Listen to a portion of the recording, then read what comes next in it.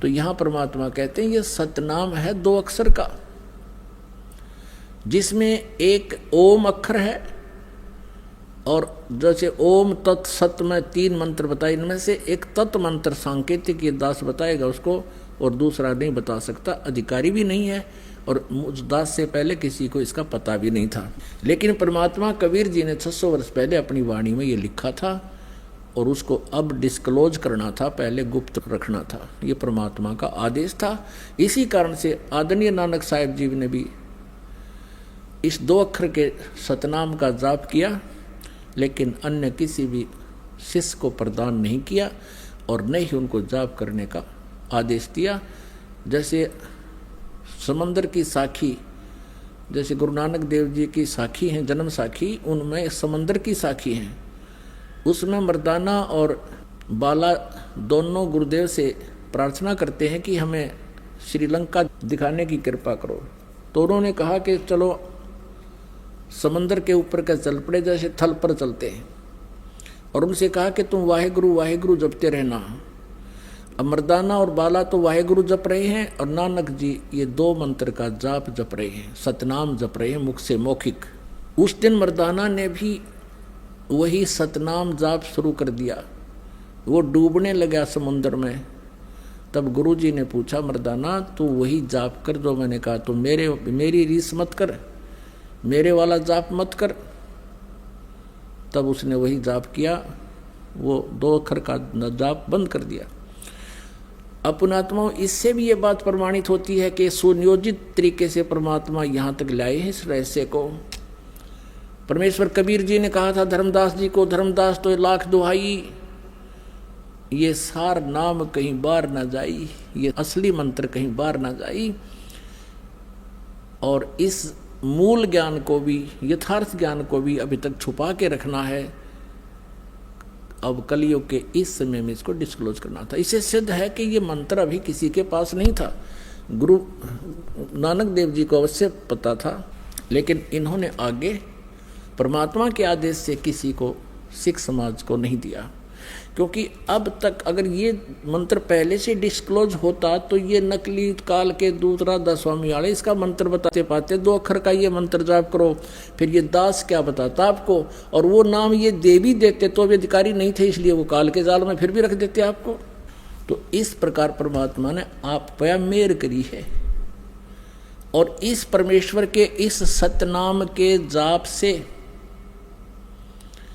आपके पाप कटेंगे, आपके श्राप कटेंगे, आपके ऊपर 3 ताप का जो दुख, भूत प्रेत पितर जो भी आपके ऊपर आपदाएं आई हैं, ये सब नष्ट हो जाएंगे। क्या बताते हैं, जब ही सतनाम हृदय धरो भयो पाप को नाशे, जैसे चिंगारी अग्नि की भाई पड़े पुराने गाशे।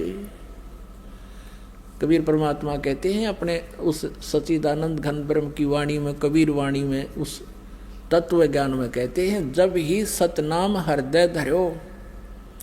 हृदय धरण का अर्थ यहाँ पर है कि जब आपको ये नाम मिल गया और आपने सच्चे दिल से इसका जाप शुरू किया, नियमित रहे, और मन में किसी प्रकार की कोई विक्षेप आपका उत्पन्न ना हो गुरु, परमात्मा और मंत्र के प्रति, फिर ये आपके हृदय धरा गया।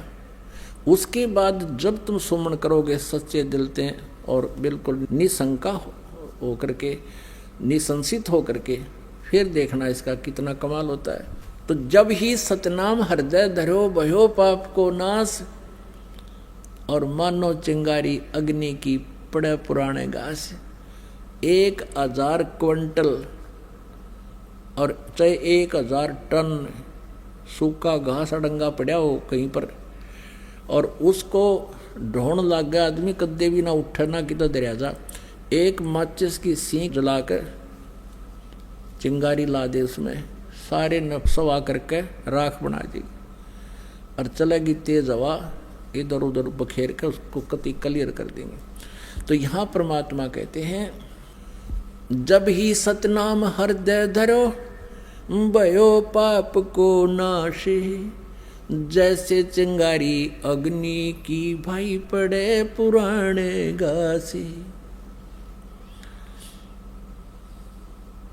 जैसे सूरज के आगे बदरा ऐसे कर्म छयारे, प्रेम की पवन करे चत मंजन फिर झलके तेज नयारे।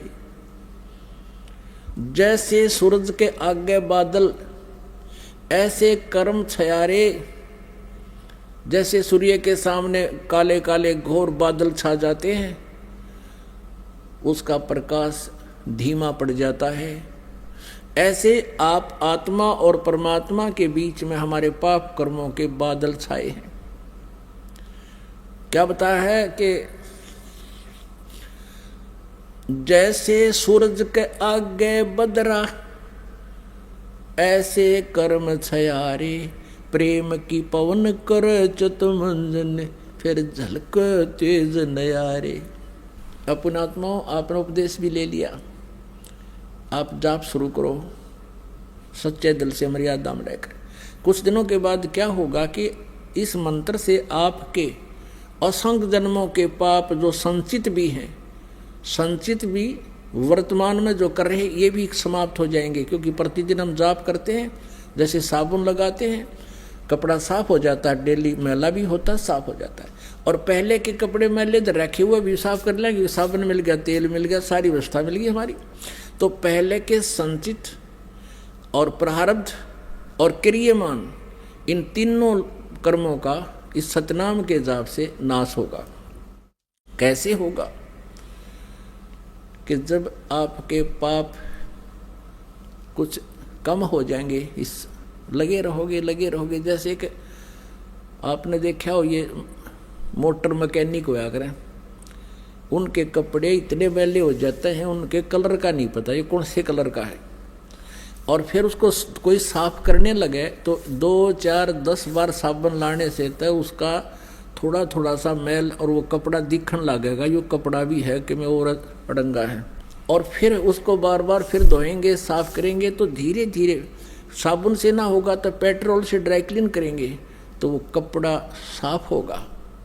तो ऐसे ही पुण्यात्माओं, हमने कहते हैं युगन युगन की वासना हुई इकट्ठी आने, निर्मल कैसे होवेगा तेरे सतगुरु लगे ना काने।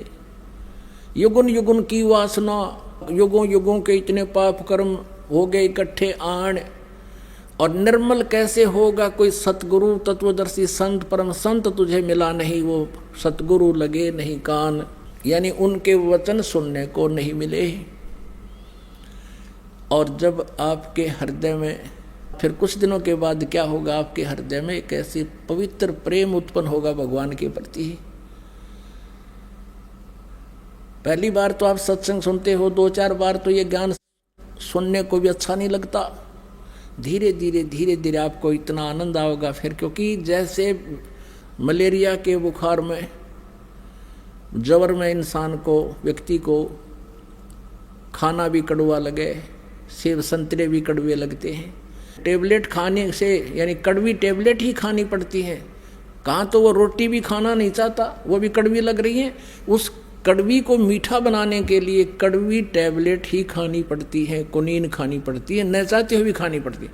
तो ऐसे इस ज्ञान को और फिर मंत्र के मिल जाने पर सुमरण उसके ऊपर विशेष कसक से जाप करने को आपने न चाहते हुए कुनीन की तरह खाना ही पड़ेगा, करना ही पड़ेगा।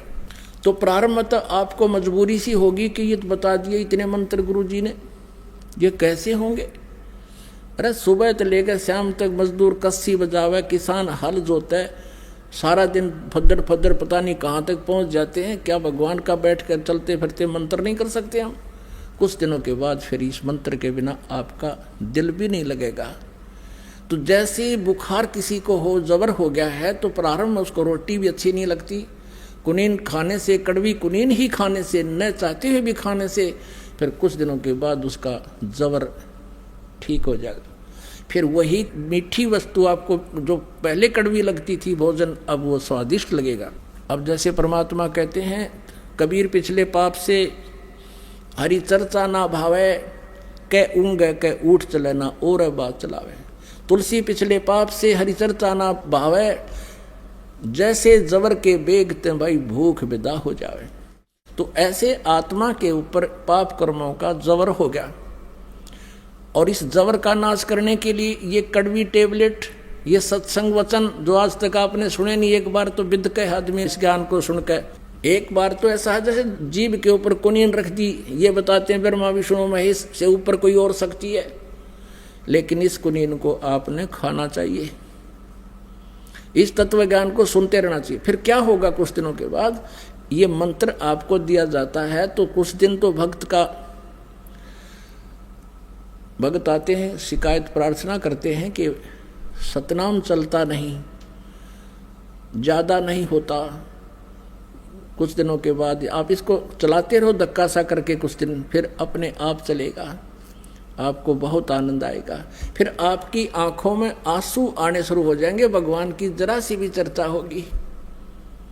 तो क्या बताते हैं, युगन युगन की वासना हुई इकट्ठी आने, निर्मल कैसे होएगा तेरे कोई संत लगे ना कान। जब संत आपके कान लग जाएंगे, यानी सतगुरु मिल जाएगा, फिर क्या होगा, जैसे सूरज के आगे बदरा ऐसे कर्म छयारे, प्रेम की पवन करे चितमंजन फिर झलके तेज नयारे। आपको बताया ना कि जैसे 1000 टन घास फूस पड़ा हो अड़ंगा, एक माचिस की सींक लगा दे, सवा हो गया, तेज हवा चल इधर उधर बना कर ऐसे फेंक दिया, कहीं का कहीं गया। तो क्या बताते हैं कि असंख्य जन्मों की वासनाएं तुम्हारे पाप कर्मों को परम संत से प्राप्त उस सतनाम के मंत्र से सभा कर दिया जाएगा, और फिर प्रेम की पवन करे चितमंजन झलके तेज नयारे। फिर आंखों में भगवान के प्रति वो प्रेम जागेगा, आंखों से आंसू चलेगी, वह प्रेम की पवन चलेगी। इन बादलों को, जो बीच में बादल अड़े हुए हैं कर्मों के, उनको फेंक देगी, तितर बितर कर देगी, और फिर आपकी आत्मा निर्मल होगी, सतलोक प्राप्ति होगी। बोलो सतगुरुदेव की जय हो।